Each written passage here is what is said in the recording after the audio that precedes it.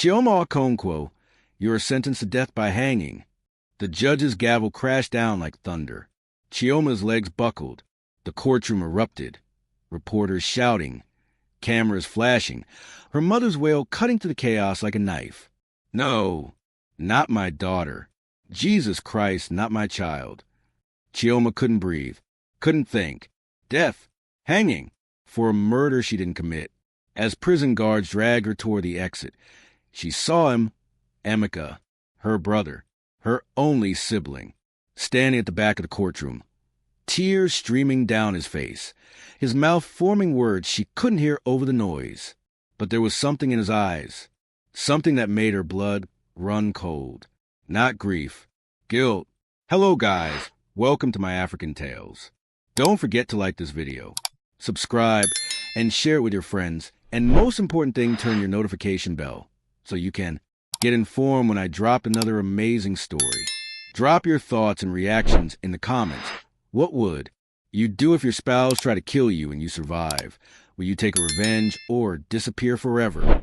The banging on Chioma's door started at 5:47 a.m.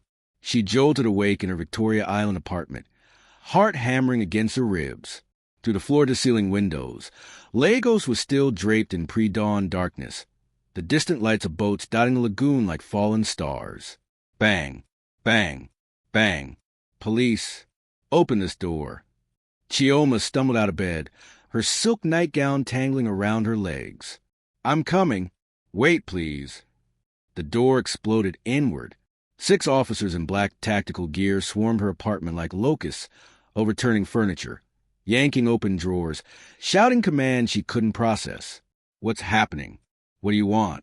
Her voice came out small, childlike. The lead officer, a thick-necked man with tribal marks across his cheeks, thrust a warrant in her face. Chioma Okonkwo, you are under arrest for the murder of Chief Adebayo Fashola. The room tilted. Murder? Chief Adebayo? That's impossible. I didn't. We found your fingerprints on the murder weapon, your scarf at the crime scene. 3 witnesses saw you leaving his apartment the night he was killed. The officer's voice was mechanical, rehearsed. He'd done this 1,000 times. You have the right to remain silent, but anything you say... This is insane. I've never even been to his apartment. Chief Adebayo was my father's friend. I would never... Cold metal bit into her wrists. Handcuffs. Please, she begged, as they dragged her toward the door. Please, call my brother. Emeka Okonkwo. He'll explain everything. He'll tell you I couldn't do this. Her neighbors were already gathering in the hallway. Mrs. Adeli clutching her wrapper, young couples with children peering from doorways, phones recording everything. Chioma wanted to disappear, to wake up from this nightmare. Outside, the humid Lagos air pressed against her skin like a wet blanket. Dawn was breaking, painting the sky in shades of orange and pink, beautiful and oblivious to her destruction. They shoved her into the back of a police van. Through the wire mesh window, she saw him. Emeka, her brother, stood across the street beside his black Mercedes G-Wagon, partially hidden behind a pepper soup vendor's cart. Their eyes met for one electric second. He didn't move, didn't shout, didn't run to her defense. He just watched. And then, as the van pulled away, Chioma saw something that would haunt her for months to come. The briefest flash of satisfaction crossing her brother's face before he schooled his features into concern. No, she must have imagined it. The stress, the shock, the impossibility of it all was making her see things that weren't there. Emeka loved her. He was her protector, her only ally since their father's death 8 months ago. But as Kirikiri maximum security prison loomed into view, its gray concrete walls rising from the earth like a monument to despair, a tiny voice in the back of Chioma's mind whispered a truth she wasn't ready to hear. He did this. The processing at Kirikiri prison stripped away everything Chioma thought she was. They took her designer nightgown, her diamond earrings, gift from her late father, her phone, her dignity. They gave her a rough brown uniform that smelled of bleach and desperation, shaved her carefully maintained hair down to the scalp, and assigned her a number, 4721. You'll be held here pending trial, a bored female guard informed her, not bothering to look up from her clipboard. Your lawyer can visit during designated hours. Family on Wednesdays and Saturdays. How long until trial? Chioma's voice cracked. The guard finally looked at her, something like pity flickering across her tired features. For murder? Could be months, maybe longer. This is Nigeria, sister. Justice moves like molasses. They led her through corridor after corridor, past cells crammed with women in various states of desperation. Some cried. Some stared blankly at walls. Others shouted obscenities or sang hymns off-key, clinging to sanity by the thinnest threads. Her cell was barely 6 feet by 8 feet, shared with 3 other women. The concrete floor was stained with things Chioma didn't want to identify. A single bucket in the corner served as their toilet. The stench hit her like a physical blow. Ah, fresh fish, one of her cellmates cackled, revealing gaps where teeth should be. Look at this one with her soft hands and scared eyes. What they say you do. Murder, Chioma whispered. The woman's laughter died. Respect, or perhaps fear, flashed across her face. You? Small thing like you? She shook her head. This world is wicked, Shah. Chioma collapsed onto the thin mattress they'd assigned her, pulled her knees to her chest, and finally let herself cry. Great, heaving sobs that came from somewhere deep in her soul. She cried for her destroyed life, for her art gallery that would surely collapse without her, for the impossibility of proving innocence when everyone believed she was guilty. But mostly, she cried because of that look on Emeka's face, that flash of satisfaction that told her everything. Her brother, her blood, her family, the person who should have protected her above all others, had done this to her, and she had no idea why. Outside her cell window, Lagos woke up to another day. Traffic roared. Street vendors hawked their wares. Life continued, indifferent to the innocent woman trapped behind bars, while the Real murderer walked free. Emeka walked free. Emeka Okonkwo sat in his late father's office now, swirling aged whiskey in a crystal tumbler and feeling absolutely nothing. The office occupied the top floor of Okonkwo Industries' headquarters in Victoria Island, with panoramic views of Lagos that had always made his father feel like a king surveying his kingdom. Leather-bound books lined mahogany shelves. Traditional Igbo masks worth millions of naira hung on walls. A portrait of their father, Chief Obinna Okonkwo, loomed over the desk like a judging god. Emeka raised his glass to the portrait. To you, old man, for finally giving me what I deserve. His phone buzzed.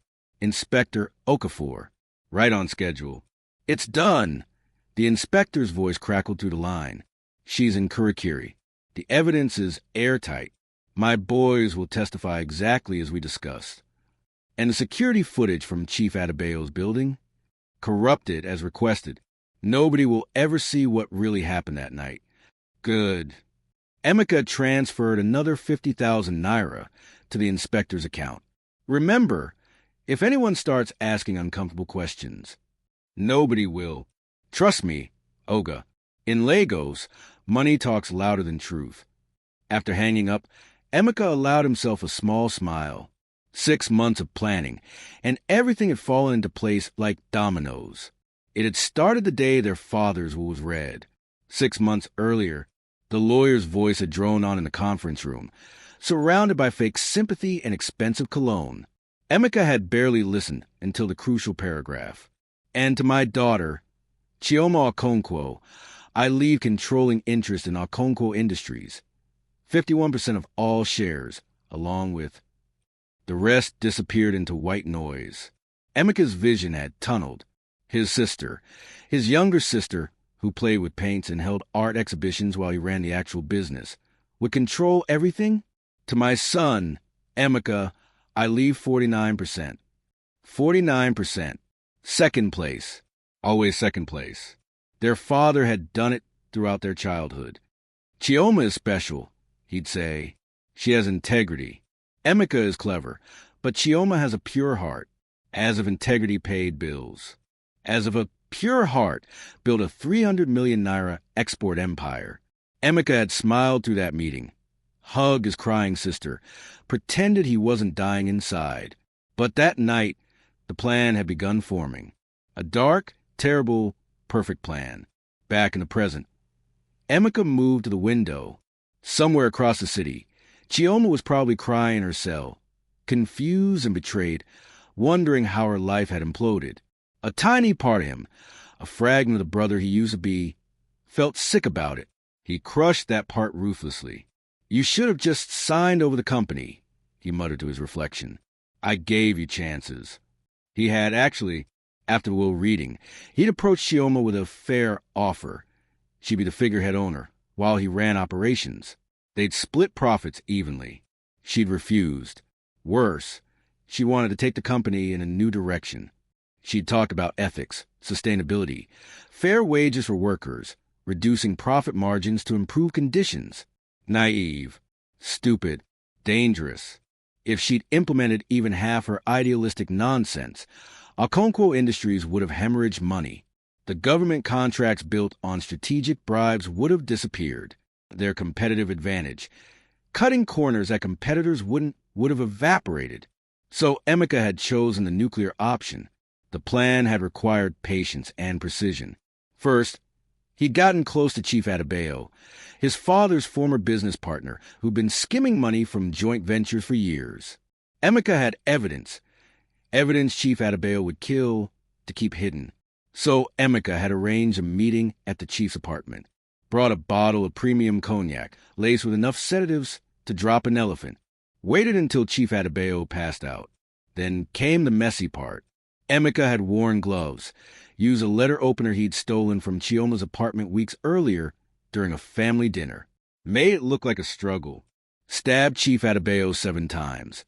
Enough to ensure death, enough to suggest passion rather than calculation. He'd planted Chioma's scarf, which he'd also taken from her place, smudged her fingerprints onto the letter opener, using a technique he'd learned from a true crime podcast.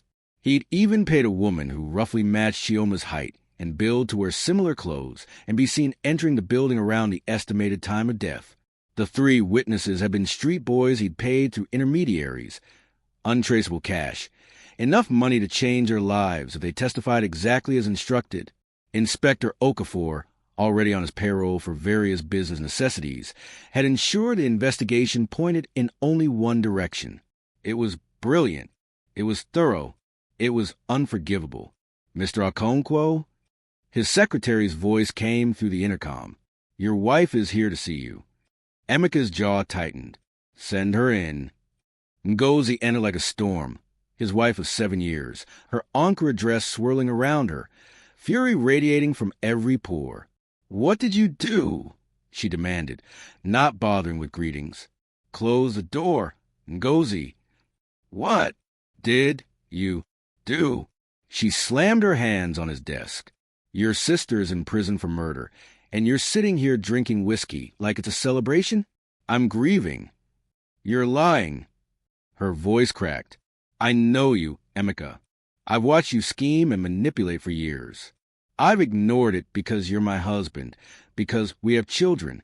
But this," she gestured wildly. "Did you frame your own sister?" The silence stretched between them like a chasm. "Chioma will be fine," Emeka finally said. "She has good lawyers. The truth will." "The truth? The truth is you're a monster." Tears streamed down Ngozi's face. "That girl worshipped you. And you destroyed her for what? Money? Power? For our family." Emeka roared, standing so abruptly his chair toppled. "For our children's future. Chioma would have ruined everything father built, everything I've spent my life maintaining. By sending her to prison for murder, she'll be acquitted eventually. The evidence is circumstantial. She'll serve a few months, then... You don't know that." Ngozi backed toward the door. "You don't know how this ends. And when our children ask where their aunt is, what will you tell them?" She left without waiting for an answer. Emeka sank back into his chair, the whiskey suddenly tasting like ash. It would be fine. Chioma would be released eventually when they couldn't prove the case beyond reasonable doubt. She'd be damaged goods, unable to run the company, and she'd gladly sign over control to him just to rebuild her life. It would be fine. It had to be fine. Because if it wasn't, if something went wrong, if Chioma was actually convicted, then Emeka would have to live with something far worse than guilt, He'd have to live with being a murderer twice over, once for Chief Adebayo, and once for his own sister. 3 weeks into Chioma's imprisonment, and Emeka's perfect plan began to crack. It started with small things. A sleepless night, then 2, then 7 in a row, until Emeka was a hollow-eyed ghost wandering his VI mansion at 3 a.m., jumping at every sound. He'd see Chioma everywhere. In the kitchen, making the pepper soup she'd learned from their grandmother. In the garden, laughing at something on her phone. In the doorway of his children's room, asking if she could take them to the beach this weekend. Except Chioma wasn't there. She was rotting in Kirikiri, probably being eaten alive by lice and despair. "Daddy, why hasn't Auntie Chioma visited?" His 7-year-old daughter, Adiz, asked one morning over breakfast. Emeka's coffee cup froze halfway to his lips. Ngozi's stare bore into him from across the table, cold and accusatory. "Auntie Chioma is traveling, my dear, for work. But Mummy said she's in trouble. And Grandma keeps crying about prison." Adiz's innocent eyes were too knowing, too sharp. "Did Auntie Chioma do something bad?" "Eat your breakfast," Ngozi snapped, in a tone that ended all discussion. But the question haunted Emeka for days. Did Auntie Chioma do something bad? No, he had. The second crack came from an unexpected source, Chioma's lawyer. Amara Nwosu was 29 years old, fresh off winning 2 impossible cases, and stubborn as a goat. She'd taken Chioma's case pro bono, something about believing in justice, about knowing innocence when she saw it. She was also, Emeka was discovering, dangerously competent. She'd requested to meet with him at his office. Family interview, she called it. Standard procedure. Now she sat across from him, her braids pulled back severely, her eyes missing nothing. "Mr. Okonkwo, when did you last see your sister before her arrest?" "The night before. We had dinner. Just the 2 of us." The lie came smoothly. He'd practiced it. "And how did she seem?" "Fine. Happy. We discussed the business. Family matters. Nothing unusual." Amara's pen scratched across her notepad. "Did she mention Chief Adebayo at all?" "No. Why would she?" "Because according to phone records, Chief Adebayo called your sister 4 times in the week before his death. She never answered, but he left voicemails. Urgent ones." Amara leaned forward. He said he needed to tell her something about her father's death. Something about the truth. Emeka's blood ran cold. He deleted those voicemails from Chioma's phone after stealing it briefly. "How did?" "The phone company keeps backups," Amara said, as if reading his mind. "I'm very thorough, Mr. Okonkwo. Some might say obsessive. I don't know anything about that." "Interesting. Because Chief Adebayo worked closely with your father for 30 years. And 6 months after your father's sudden heart attack, Chief Adebayo is murdered, and your sister, the primary beneficiary of your father's will, is framed for it." She tilted her head. "Do you see why I'm curious?" "Are you implying—" "I'm not implying anything. I'm following evidence." Amara stood. "One more question. Where were you the night of Chief Adebayo's murder?" "Home. With my family. Your wife says you came home at 11 p.m. that night. Said you've been working late. Chief Adebayo's estimated time of death is between 8 and 10 p.m. Her smile was razor sharp. "I'll be requesting security footage from your office building to verify your timeline." After she left, Emeka immediately called his secretary. "The security footage from 3 weeks ago, is it backed up off-site?" "Yes, sir. Company policy. Kept for 90 days. He hung up and vomited into his wastebasket. The third crack came that night. Emeka was finally drifting to sleep, his first peaceful moment in days, when someone knocked on his car window. He'd been sitting in his G-Wagon outside a bar in Acadia, nursing liquid courage before driving home. The knock made him jump so hard, he spilled gin on his pants. A young man stood outside, early 20s dreadlocks, a scar bisecting his left eyebrow. One of the witnesses, Emeka had paid to testify against Chioma. Emeka cracked the window an inch. "What are you doing here? You're not supposed to contact me directly." "I know, boss, but we have a problem." The young man's eyes darted around nervously. "The lawyer lady?" The one defending your sister? She found me, started asking questions about what I saw that night. So? You stick to the story. That's what I paid you for. She knows, boss. I don't know how, but she knows we're lying. She said if we testify, she'll prove we're committing perjury. Said we'll go to prison. Fear cracked his voice. I can't go to prison, boss. My mother is sick. My siblings. How much? Emeka interrupted. Sir, how much to keep you quiet? To make sure you testify exactly as planned. The young man's face hardened. Double what you already paid. Each of us. 300,000 naira. Times 3 witnesses. Nearly 1,000,000 naira to maintain his lie. Emeka transferred the money right there. Watch his bank balance drop like a stone in water. As the young man walked away, Emeka caught his reflection in the rearview mirror. He barely recognized himself. Bloodshot eyes, hollow cheeks. The haunted look of someone being eaten for the inside out. What have I become? The fourth and final crack came 3 days later, from the last person Emeka expected. His mother, Mama Okonkwo, had aged a decade since Chioma's arrest. She'd stopped eating properly, stopped attending her women's group meetings at church, stopped caring about anything except her imprisoned daughter. She appeared at Emeka's office unannounced, moving through his protests like they didn't exist. Sit down, Emeka, she commanded in Igbo, her voice carrying the authority that had governed their childhood. He sat. Your father, she began, her voice steady despite the tears on her cheeks, loved you both equally. You must know this. Mama, this isn't. But he knew you, my son. He knew your hunger, your ambition, your anger. She leaned forward, and Emeka saw knowledge in her eyes that made his stomach drop. He told me before he died that he feared what you might do if Chioma inherited control. I told him he was wrong. I defended you. The office felt airless. I told him my Emeka was a good man, that you would never hurt your sister, no matter how jealous you became. A sob broke through her composure. Tell me I was right. Tell me you had nothing to do with this.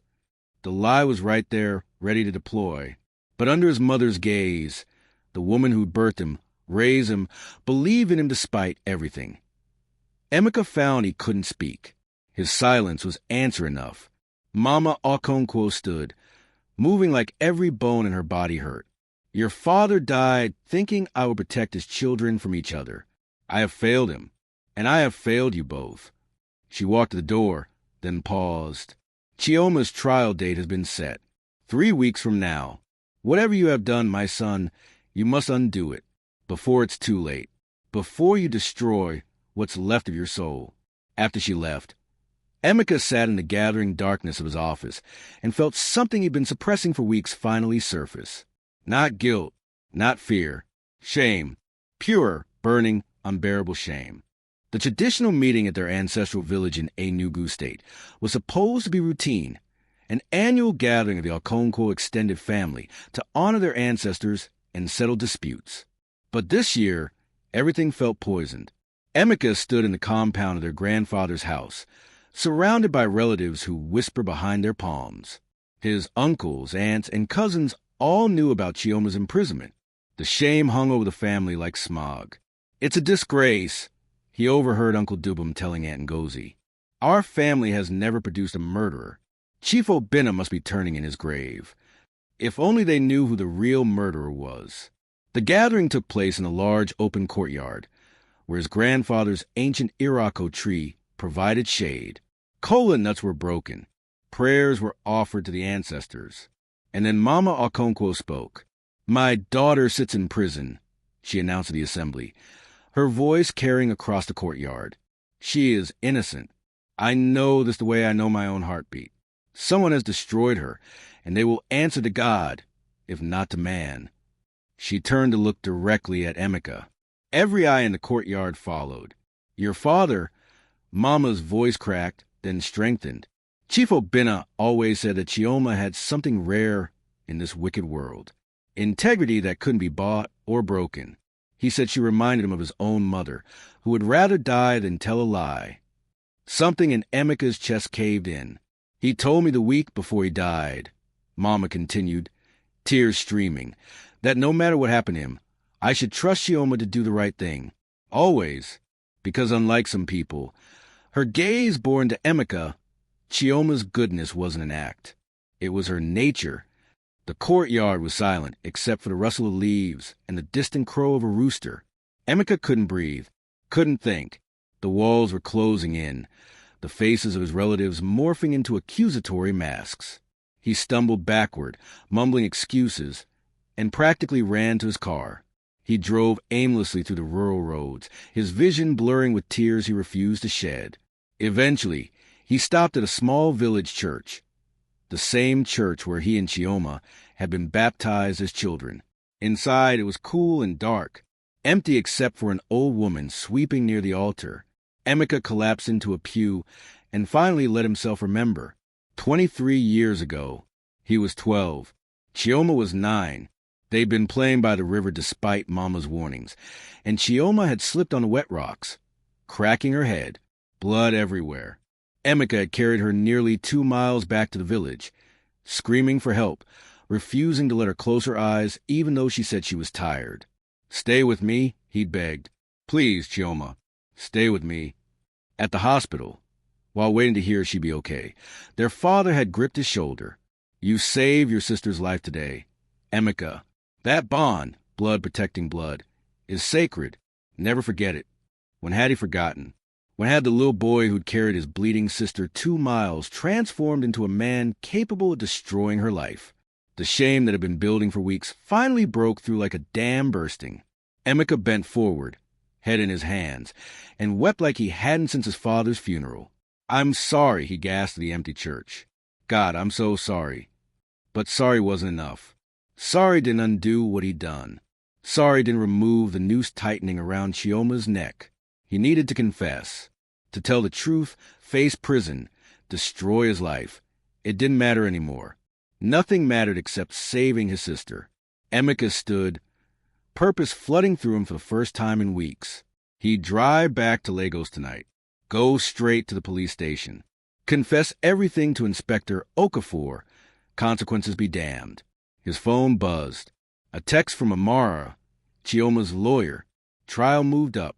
Judge wants to clear backlog. New date. Tomorrow, 9 a.m. Be there. Tomorrow?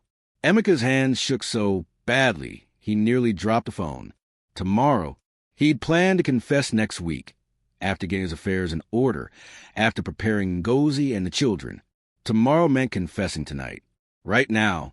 He ran to his car, engine roaring to life, gravel spraying as he tore out of the church parking area. The 4-hour drive back to Lagos felt eternal. He called Ngozi while driving. "I'm coming home," he said when she answered. "I need to tell you something. Everything. Emeka, I did it. I framed her. I killed Chief Adebayo, and I framed Chioma for murder." The words tumbled out like a dam breaking. "And I'm turning myself in tonight." Silence. Then, drive carefully. I'll be waiting.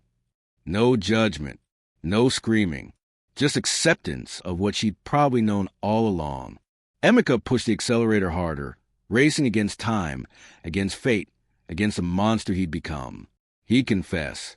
He'd save Chioma. He'd face whatever justice demanded. But the universe, it seemed, had other plans. At 11:47 p.m., on a dark stretch of highway between Benin and Lagos, a truck driver fell asleep at the wheel. Emeka saw the semi's headlights swerve into his lane too late.